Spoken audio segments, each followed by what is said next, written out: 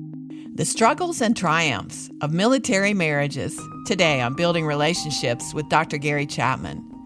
You do have to take a back seat a lot of times as a military spouse. You're told where to go and when to go, and your heart has to be primed to follow, hopefully with loving service. That calling as a spouse, you're entering a mission field and as a service member. And I think that's an area that is ripe for believers, and just a calling out of what that could bring to marriages, certainly in the military, and many marriages that are second, third marriages as well. Welcome to Building Relationships with Dr. Gary Chapman, author of the New York Times bestseller, The 5 Love Languages. Today, through multiple combat deployments, frequent sole parenting, post-traumatic stress, and 12 moves, Ashley realized she needed a plan to survive her military marriage to her husband, Tim. And that plan is our featured resource today at buildingrelationships.us. It's titled Mission Ready Marriage, a Christian guide to discovering hope and purpose as a military wife. Again, go to buildingrelationships.us. And with Memorial Day coming up this Monday, I think this is the perfect time to talk about military marriages and some of the struggles they face. Gary, through the years, you've spoken into the lives of those who serve our country, and it's not just the person in uniform that serves, it's really the whole family, isn't it? Well, it is, Chris, no question about it, because every family member is impacted by military lifestyle, which is very different from the lifestyle that non-military people live. So, and as you know, I've been very, very interested and concerned with military couples. Wrote a special edition, you remember, of the 5 Love Languages for military couples, trying to face some of those things. So I am really excited about our conversation today and excited about this book. I think it's going to be very helpful to our listeners. I do too. Let's meet our guests first. Ashley Ashcraft is a nationally recognized educator, military wife, Down syndrome advocate, and homeschool mom. She's also a contributing writer for Military Spouse magazine. Her husband, Tim Ashcraft, is a career Army aviation officer and recipient of the Distinguished Flying Cross for his actions in Afghanistan. As an AH-64 Apache helicopter pilot, he holds 2 masters, one in aerospace engineering, one in military studies, served as an assistant professor in the civil and mechanical engineering department at West Point. Tim and Ashley have been married for more than 15 years. They have 4 children, and our featured resource is the book, Mission Ready Marriage. You'll find out more at buildingrelationships.us. Well, Ashley and Tim, welcome to Building Relationships. Thank you, Dr. Chapman. It is a huge honor and blessing to be with you today. You have been a pivotal part of our marriage because the 5 love languages is something that we hold very dear to our marriage and constantly remind ourselves of how to love the other. So thank you for your work and, as you mentioned, your specific book for those who are married in the military. Well, I'm excited about your book, that having you and Tim on the program today. You know, we like to hear love stories on this program. So, Ashley, start us off. How did you meet Tim, and how did you know that he was the one for you? We met in our freshman English class in high school, and we became dear friends. And we tried to date a few times, but more than that, we were friends for about 8 years. And this was before the time of text messaging. So we constantly passed each other notes in between classes, and we would always address them from famous characters. So to Prince Charming from Cinderella. And that's how our love story started out. And then it was our senior year in college when I visited him up at West Point on a trip over Easter, where I truly felt like I knew I wanted to dedicate the rest of my life to loving this man and calling him my husband. Okay, Tim, it's your turn. What was it like for you? I'll never forget when Ashley walked into Mrs. Hughes' freshman English class, and I was assuming we were dating all those 8 years, but no, but we became very good friends, and even through long distance, and that's what really cemented it. Of course, I fell more and more in love with her through the years, but what was incredible to me was when She decided to move to a small town in Alabama while I was finishing up flight school, get a place of her own, and I hadn't even proposed yet. And I thought, wow, I better get serious because she's all in, and I will never forget that commitment early on. All right. Well, you know, all of us have a story, and it's amazing how God leads us together, some early in life, as with the two of you. Well, Ashley, did you know what you were signing up for when you married a military man? I had absolutely no clue, which seems to be the consensus in our community. I had two family members who'd served in the military before I was born, but it wasn't something that was discussed or talked about as I grew up. So, other than knowing we would move frequently and there would be deployments, I had no understanding of what this life would actually entail as a military spouse. Yeah. Most of us have no idea or little idea of what marriage is going to be like, even if we're not in the military. Amen. Well, Tim, did you have any idea of the adjustments and all that Ashley and later your family would have to make? No idea. I really think there's a beautiful illustration in Ashley's book about a spouse's oath of office. You know, in the military, you take an oath of office and any public service, and she has this beautiful illustration of how there should be almost at the altar or when you join up a spouse's oath of office, because they really take on not just your oath, but it, the whole family and providing for the family. So I had no idea hardly what I was getting into, and let alone Ashley. Yeah. Ashley, what are some of the challenges, just in a general sense, that military families face that the general public doesn't understand? I think one of the most important things for the community to understand is that the military has the highest divorce rate of any profession on the planet. So we are in desperate need of support in our marriages. Also, 25% of military families struggle with food insecurity. And this is because of the low wages that they earn early on, but also because of financial guidance that is really lacking in the military community. And lastly, the military spouse unemployment rate is 5 times the national average. So, because we move so frequently, it's challenging to transfer our licenses and repeat tests and find jobs that fit our niche everywhere that we go. So, if there's not an unemployment rate, then oftentimes we are underemployed as well. I think you're right on those things, and I think very few civilians understand some of those things and perhaps would not even have thought about those things. Tim, as a person in the military, it must break your heart to see marriages around you doing what they're doing, and those who are in the service. It really does, and it is a mission field for believers. You cry out for those that are believers and struggling, but those that don't even have a faith. I so admire the chaplain corps and the work they do, but not just their work as a mission field. Ashley talks in her book how that calling as a spouse, you're entering a mission field, and as a service member. And I think that's an area that is ripe for believers and for just a calling out of what that could bring to marriages, certainly in the military, and many marriages that are second, third marriages as well. Well, Tim, if you were talking to a young man or a group of young men, or women for that matter, about joining the military, what would you say to them in their consideration of the process of going into the military? I would say that there is a jersey for you, and I'm stealing that from my boss, who gave a beautiful speech on if you want to be a veterinarian, an artist, an astronaut, a pilot, a tanker, there is a jersey for you.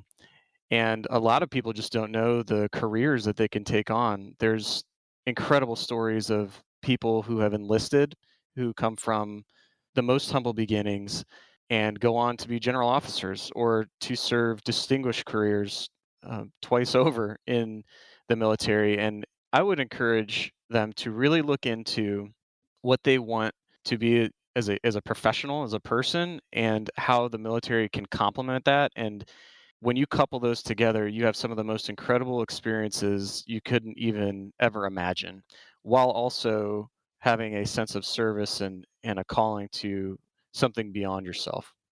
Yeah. I think the plus side of military life is often not emphasized among civilians, but there are a lot of positive things there. I'm just thinking about children, for example, and what exposure they have to various places, living various places, and all of that sort of thing. Yeah, so I would certainly encourage young men who have any interest at all, or young women for that matter, if that their interest, to seriously consider military service. So, Ashley, you mentioned some of the difficulties military families go through. What was the most difficult for you, and how did you cope with it? I think by far the most difficult thing that we've been through was Tim's first deployment. And true to military life, we missed our first wedding anniversary together. He deployed the Mm. month prior. And 2 months into his deployment, I got a phone call from him, and I knew something was wrong right away and learned that earlier that morning he had been shot down. Mm. And it was the night of power. And extremists believe that on the night of power, if they kill the enemy, then they will be rewarded by Allah a thousandfold. Mm. And so, just as him and his co pilot were landing, they noticed that there were about 50 insurgents dressed in stolen U.S. military uniforms breaching the wire. And so they lifted back up, but weren't able to get to a high enough level for safety. And their helicopter took 15 rounds. Mm. And by the grace of God, they survived. But you don't come home from a deployment like that without trauma. Well, Trauma changes the brain, and neither of us were equipped for what reintegration would look like after he came home from that deployment. I think there is a romanticized idea of what that's going to look like, but he lost close friends over there, and he experienced traumatic events. And shortly after he returned home, within just weeks, we moved to a new town.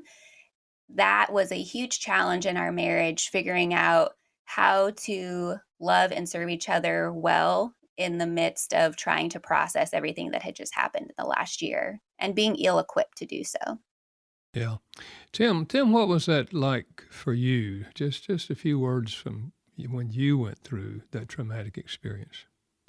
The scenario that Ashley described, it was one, an incredible affirmation of my faith. I had never felt that peace that surpasses all understanding more than I did in that moment when we were fairly convinced that was it, would be going down in hostile territory.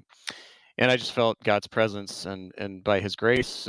But Mm. coming home, despite the reintegration training that is given for the service member and the spouse and the family, there was an aspect of pride for me and maybe arrogance too of, oh no, I could go through that and I wouldn't bring any of that home. But it really took Ashley sitting me down and saying, no, you're different and I love you and I just need you to acknowledge that. So it was almost that denial initially that had to be, gracefully presented by my wife, to overcome that pride and start working through it. I don't think those of us who have never been through that type of experience can imagine that. But the positive thing for Christians, which you've shared, is the presence of God in the midst of that trauma. Wow. Well, Tim, it must have also been difficult for you to have to deploy again and again and leave your family, or be the reason why they had to move again. What was that like for you?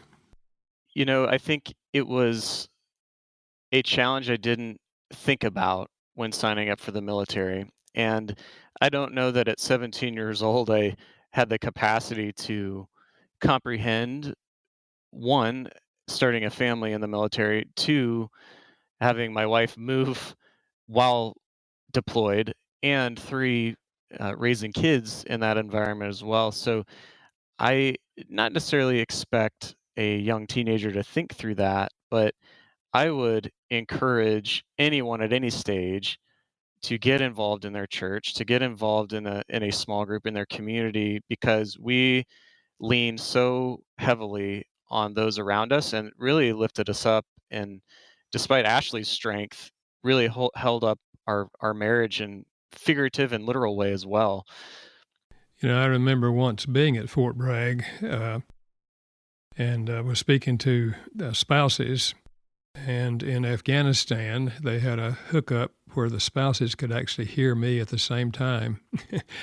And then afterwards, later, another time I was there, Carol and I were there when the troops were coming back, and we watched, these spouses greeting them for the first time after they came back and all.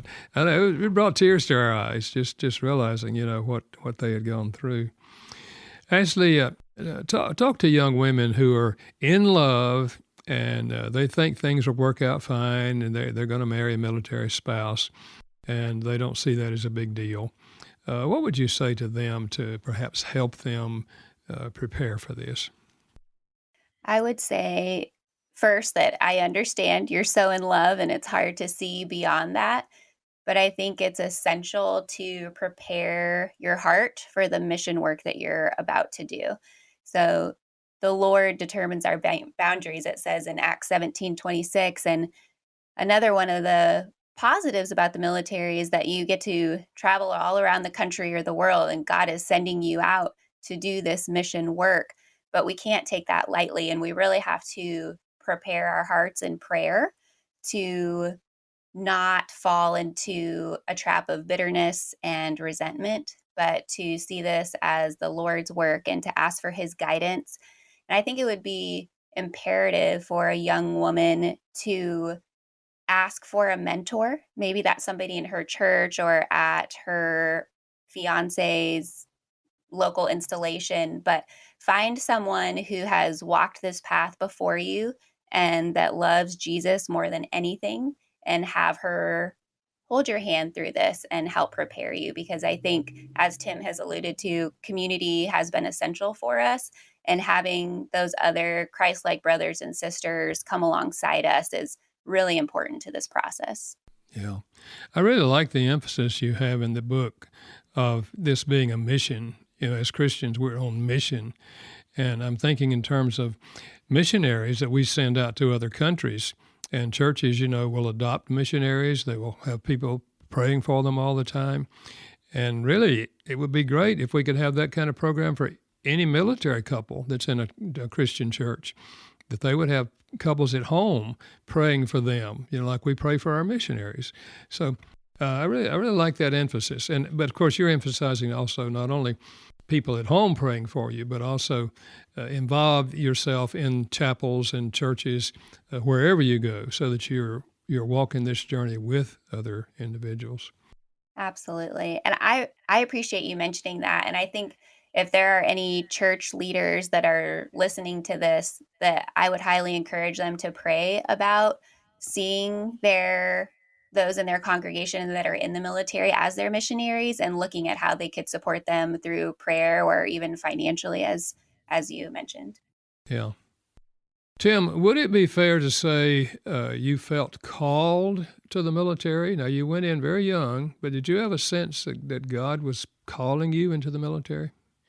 So I had a romantic idea about the military. My grandfather was in World War II, commissioned into the horse cavalry of all things, and then they mechanized things and served in the war and came back, and it was a great example to me. But I hadn't really seriously considered it until I was looking at where to go to school. So West Point, to me, after looking at all the academies, you get an Ivy League education. You can play Army. You can go into you get commission into the Army after that.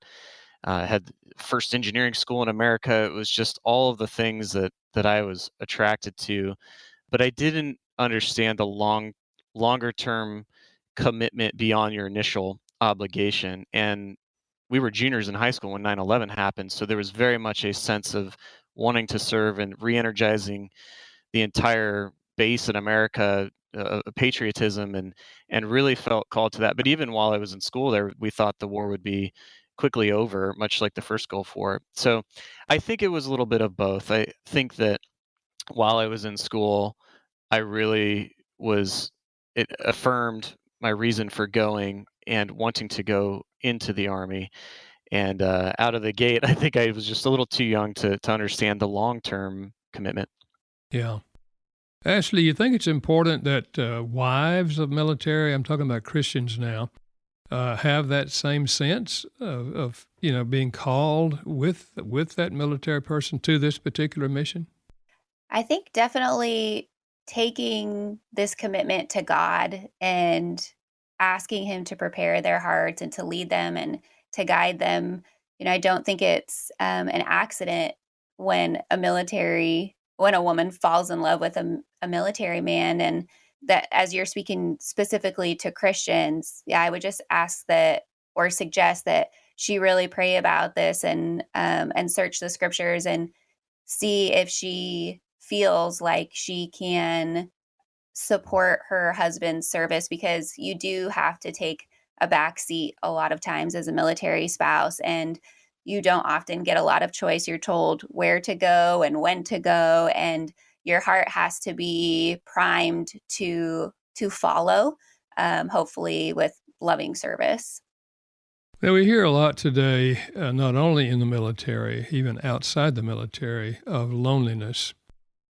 But I think being in the military and for a spouse, and often when the husband or the other wife on either one is deployed and the other's left at home, there has to be a sense of loneliness associated with all of that. Speak to that in terms of your own experience.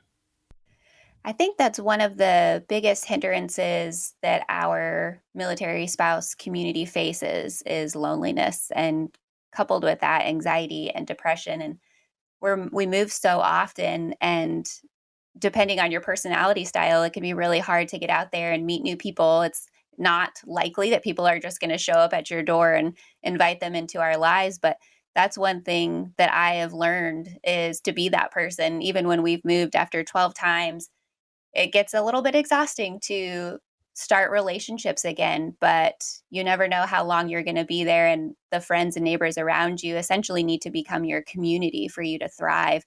And so we've really learned to just show up at all the doors around us and jump into the churches and jump into serving and find out ways that we can connect on our installations has really been an imperative process. And the one thing where I believe that God can use loneliness that we experience happened for us. An example, when we were at Fort Rucker, Alabama, and we went for a short course. So we weren't there long enough for me to teach, which was my profession at the time. And so I had to stay home and just felt very lonely, not having friends, not having community, not having family. Our church at that time had challenged us to read the Bible in 90 days. And without my having any work, I was able to accept that challenge. And so I spent those 90 days for the first time reading through the entire Bible. I didn't always understand what I was reading, but with the Holy Spirit's guidance, I was able to get through that. And I think God really used that time to draw me intimately close to Him. And that's really where my relationship with Him caught fire. And so I think there is a benefit to the quiet spaces that are sometimes created for us as we move. But along with that, I was also involved with our church, so it's important to have that community as well. Yeah. I think utilizing that time when you are alone more than at other times can be very, very profitable. This is the Building Relationships with Dr. Gary Chapman podcast. For more simple ways to strengthen your relationships, go to 5lovelanguages.com. Our featured resource today is the book by Ashcraft titled Mission Ready Marriage, a Christian guide to discovering hope and purpose as a military wife. Find out more at 5lovelanguages.com. I just want to say a word about Lieutenant Colonel Ashcraft, because I texted my brother, who is a West Point grad, and said, "Hey, I got another West Point grad coming on." And he sent me, "You guys at West Point know each other, everything. He knows your shoe size. He knows everything that you've done." And also, I was interested when you graduated high school in Arizona. You had honors, Southern Arizona honors in football. You were a recipient of several awards. You excelled in fine arts. So not only can you get in a helicopter and go fly it over there, you can sing a song and dance across the stage. And now I understand why Ashley was drawn to you, Tim. He was definitely the All-American. I'm sure my unit will have fun with that, sir. But I will say I'm so grateful for the upbringing that I had, and serving on a worship arts team in a chapel in Afghanistan was one of the most special experiences I'll have. And doing an Easter sunrise service in a country that is so beautiful yet has been war torn for so many years, it was something else. And the bond that we have with those folks will never be broken. Yeah, keyboard and drums, Gary. So we can ask Tim to do just about anything. But you know what? He is a cheerleader for Ashley's book because he really believes in this. And one other question, and then I'll give it back to you, Gary, and that is the Distinguished Flying Cross. Not everybody gets that, nor the Bronze Star. So when I see this picture of you with all of these medals there, what goes through your mind, Tim, when you get to wear these things that have been given to you? Well, thank you. It's very humbling. It is humbling to think about those who served before and will continue to. And I will say there's an immense sense of pride in each of those awards and ribbons. Every one of them has a story, but something that in the military edition that Dr. Chapman talks about, there's a illustration of a couple where the husband says, "I would give it all away," because his marriage was falling apart.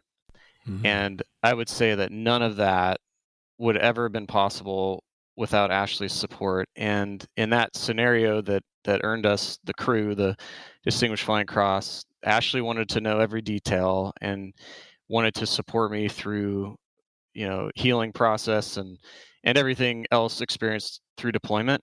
And I would say I would give it all away if I had to.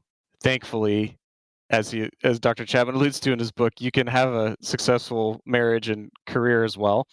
And through faith, I believe, is key. As an illustration, those medals are held on in the back by a little pin.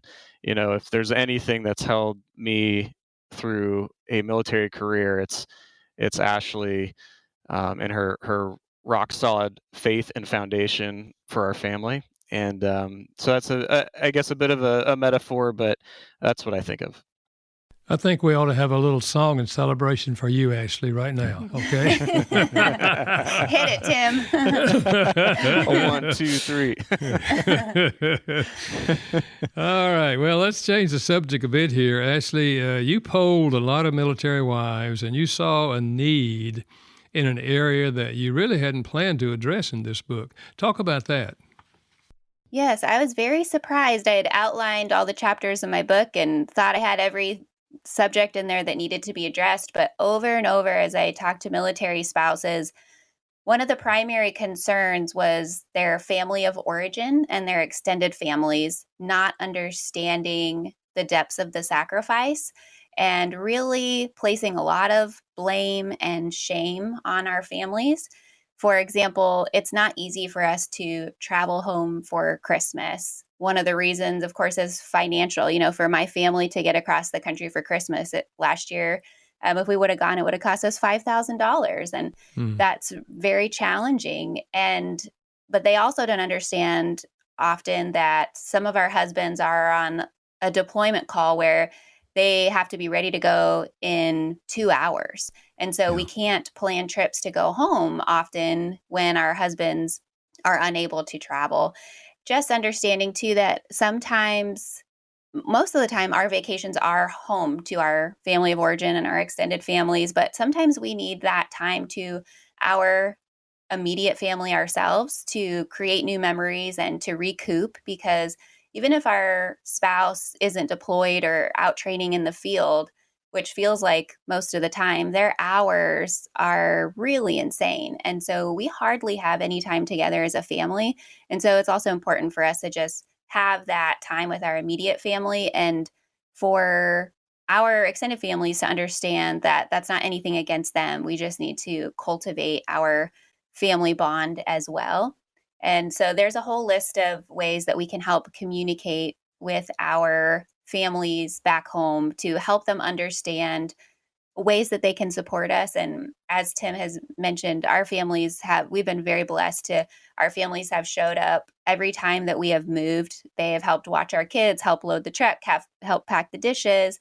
They welcome us home and create beautiful environments for us to be home and create fun memories. And they really do understand that when we can't come home, it's not personal. Yeah, yeah. You alluded to this, but talk about the financial struggles of military couples. Why do so many have difficulty in this area, and what can be done to help? I think we could say that generally across the board, people are struggling finding not an education that unfortunately is being passed down in families or in school. But in the military specifically, it's a huge challenge. And if you look at the statistics, it's near 80-90% of us are in debt, and a very high number. And so thankfully, one of the things that our family has been blessed by is Financial Peace University by Dave Ramsey. And they actually offer their Financial Peace University course for free for active duty members. And so Tim and I did that when we were engaged, and we followed their program our entire marriage. And it has been a huge blessing to our family. Yeah. Yeah, I hope that many military couples who don't know about that will search that out, because that's certainly good training. Well, let's talk about military kids. What have you learned about helping kids going through a lot of transitions in life? Our kids, when we moved to this house, had lived in as many houses as they were old. So our 8-year-old had just moved into her 8th house, our 6-year-old moved into his 6th house, and our 4-year-old at that time had moved into her 4th house. And so transition is all they know, saying goodbye to their friends, meeting new friends, leaving their homes, finding new homes. And it's just been a challenge. So one of our kids I talk about in the book has been diagnosed with a transition disorder, and that is common in our community. A lot of it comes with anxiety and depression. But we also try and create a lot of fun with it too.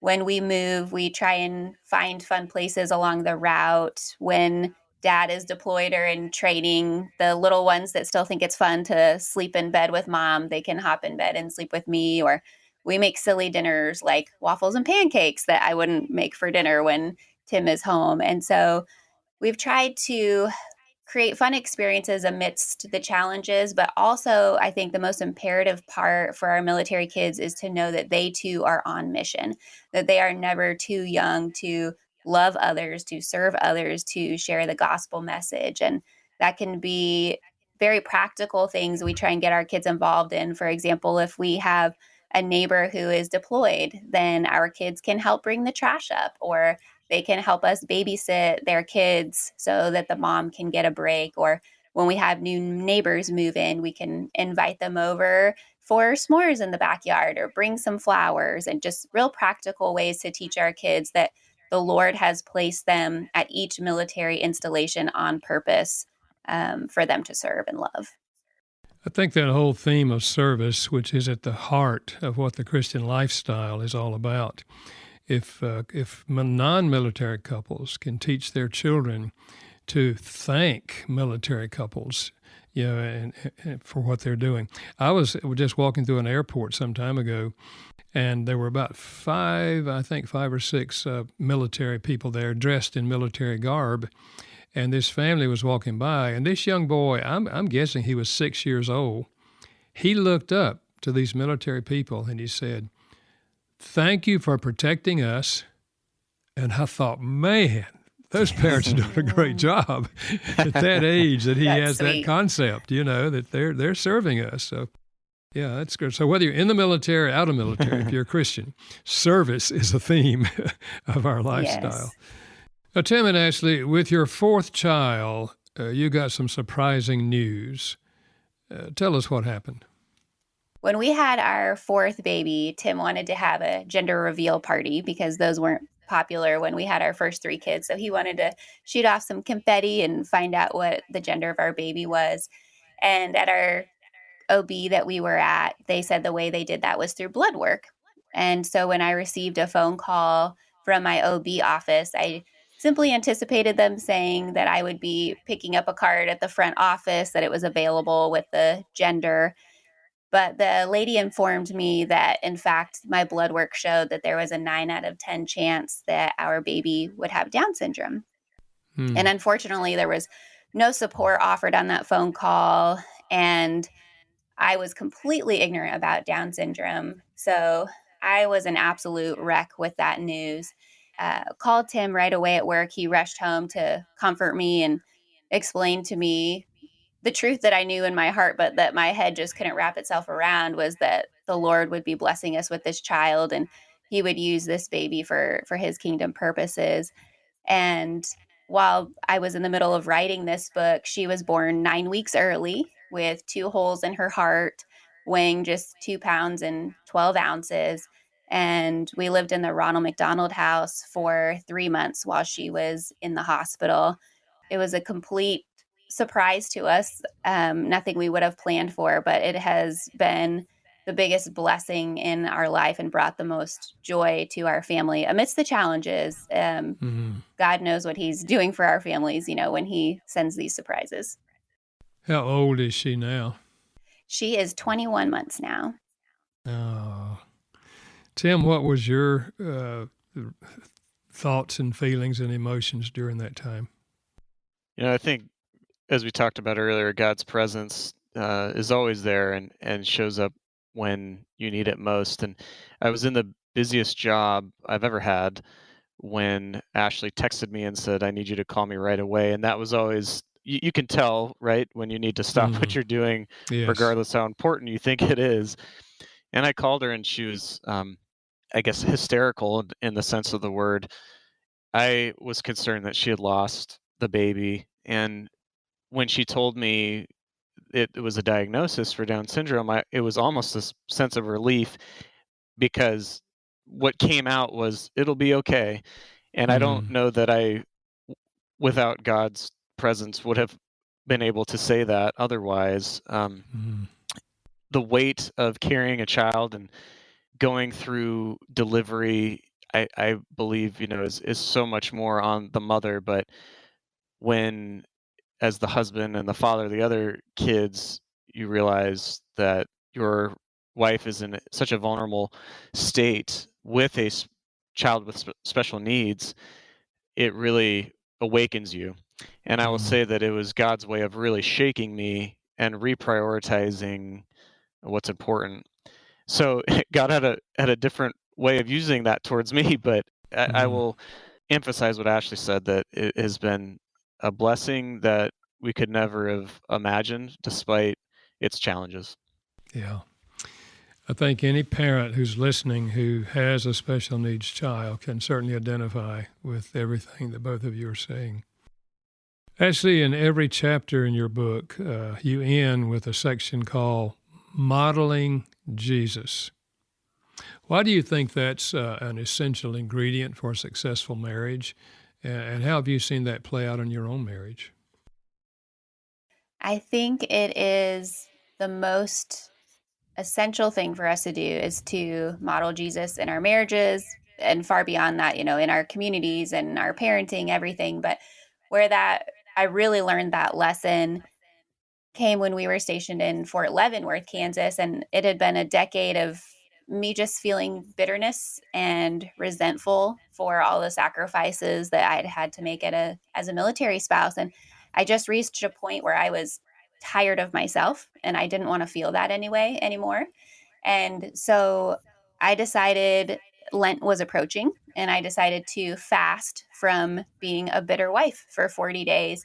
And in that place, I decided to create 40 challenges. So for 40 days, I loved him extravagantly and selflessly, even if I didn't feel like it, just to really try and model Jesus. And we both agree that those 40 days were the best 40 days that we've had in 15 years of marriage. And Tim didn't want it to end when it was over. So he in turn created a 40-day challenge for me. And that's where I think we both really learned practically, kind of boots on the ground, what does it look like to model Jesus in your marriage? And then we saw the benefits of that. Yeah. If a husband and a wife can both have the attitude of Christ, who said, I didn't come to be served, I came to serve, they're going to be on a road to a healthy marriage, whether you're in the military or out of the military. Absolutely. Wow. Well, talk to the couple going through some very real and difficult times in their military marriage. What advice would either of you give to them? I would first say, I see you. You know, we've been through multiple deployments. We have lost all of our belongings in a housing situation. We have lost babies, and trying to create a marriage and sustain a marriage, cultivate a marriage amidst that is very challenging. And I would say that you can't do it alone. So if both parties will just invest into Christ, into the church, I think that that's really imperative to help you through that. For us, counseling has been a significant part of our healing journey, and finding a biblically and clinically informed therapist to help you process everything and continue to grow together. And I also think being around other brothers and sisters in Christ as a couple together is really important. Having people over from church together, or being a part of a Bible study together, so you can see what it looks like when other men and women who love Jesus are trying to love their spouses. Yeah. Tim, would you add anything to that? I would. I would say that in the hardest of times, one of your chapters really was striking for me in Five Love Languages, and I think Ashley's book is almost a book on that chapter, and it's love is a choice. And modeling Jesus chose to love people that did not love him back.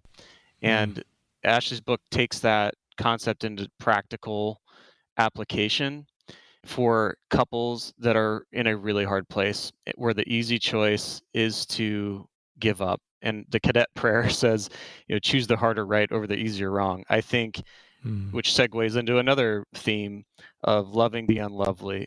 Ashley has had to love the unlovely more times than I can remember. And fortunately for me, Ashley's lovely, so I've never had to reciprocate. And I mean that sincerely. But through this military life and just through marriage, any couple going through a battlefield, right? Choosing to love the unlovely and making that choice to love with grace and mercy like Jesus did. Yeah. Well, Ashley, writing was always a dream of yours, and I assume that with your children and all the kind of things we've been talking about that you've gone through, you must have had to put that idea on the shelf for a while. Talk to those people who maybe have a dream. It may not be writing, but they have a dream, but they can't see a way to achieve it. What would you say to them? I love how God puts dreams in our hearts, even from childhood. I'd always wanted to write ever since I was a little girl. And I think just being in constant prayer with God about that dream and asking Him to open and close the doors to make that dream happen, if that's His will. Also, there's been seasons where I definitely, with 3 kids under 5 earlier on in our marriage, there was no way I could write a book, but there were simple ways I could cultivate the craft by, writing a blog while the kids were napping, or taking a course online while they were sleeping at night. Just little things that you can continue to learn in whatever that dream is that you're trying to achieve. And then I would also say to connect with others in the area that are pursuing that same dream that you want to achieve, whether that's, if you really want to excel as a homeschool mom, connecting with other moms who love Jesus that are homeschooling, and just whatever that craft is, I would say just, be in prayer, cultivate it in the moments when you can, and then just leave it up to God for him to create the opportunities if that's his will for you. Well, Ashley, as we come toward the end of our time together today, we haven't talked a lot about PTSD. Can you address the stress on a family and the returning soldier who's going through that? Yeah, absolutely. And I'd love to hear Tim's perspective on this too. But PTSD is something that we are so intimately familiar with in our community. And one of my best friends lost her husband to suicide because of PTSD. And it's something that we need to keep at the forefront of our conversations. We need to know the signs and symptoms of PTSD. And it doesn't just happen on deployments, it can happen in trainings, it can happen in daily operations in our military community as well. So the book has a full list of things that you need to be aware of as a military spouse. And also we need to be keeping the dialogue open with our husbands, checking in on them. Sometimes they won't share with us. So bring in prayer also that God would lead them to open up and to share with, whether that's their chaplain or somebody in their chain of command, or ourselves. But this is something that is definitely a challenge in our community. Yeah. Tim, what would you say to that? I would point back to something we discussed earlier of really leaning into, as a spouse, leaning into your spouse, of asking questions. And I understand, sometimes we can't talk about the scenario, or we don't want to, but for me, it has been especially healing to be able to be completely transparent with Ashley on whatever it is I've been through. We can't have those same level of conversations with our kids, but our kids also know why I don't particularly care for a house full of balloons during a party. And they get it. They understand that. And that's been a nice way Ashley's gently been able to love me and support me, as an anecdote. But there is an abundance of resources out there. I think we're at a transition to where was stigmatized, and it is not as stigmatized, and I would take advantage of every resource, both the service member, the spouse, and again, it doesn't have to be a military service member or family going through PTSD. And to what Ashley said earlier, biblically based counseling is key and essential. It may not be perfect, and it may not solve everything you're going through, but it gets things out there in a neutral playing field, and really helps you start to unpack it and understand it a bit better. And again, just that choice to love, that's part of it, is doing the hard work. Yeah. Well, Tim and Ashley, I want to thank you for being with us today on the program, and Ashley for writing this book. And I just want to say to our listeners, this is not just a book to be read by military wives or military couples. I wish civilian couples could read this book, because it will give you a picture of a lifestyle that you're not familiar with. And it will also help you be more effective in praying for and encouraging military couples that you may know. So thanks again for being with us, and looking forward to how God is going to use this book to help others. Thank you so much for this opportunity. It's been an absolute pleasure. Thank you, Dr. Chapman. And if I could just say, it is surreal for us to be talking with someone who has changed the lexicon in our society when we talk about, hey, you're not talking my love language, whether it's at home or work. It is just an absolute honor. Well, thank you. The title of that book is Mission Ready Marriage, a Christian guide to discovering hope and purpose as a military wife. But I agree with Gary. Everybody, get a copy, read it. It's by Ashley Ashcraft. She and her husband Tim have been our guests today. You can find out more at buildingrelationships.us. Again, buildingrelationships.us. And next week, we open the lines for your questions and comments. Well, that's right. And you can leave a message for Dr. Chapman now at 1-866-424-GARY. Again, call with any relationship question you have, 1-866-424-4279. Our thanks to Janice Backing and Steve Wick for their work behind the scenes. Building Relationships with Dr. Gary Chapman is a production of Moody Radio in association with Moody Publishers, a ministry of Moody Bible Institute. Thanks for listening.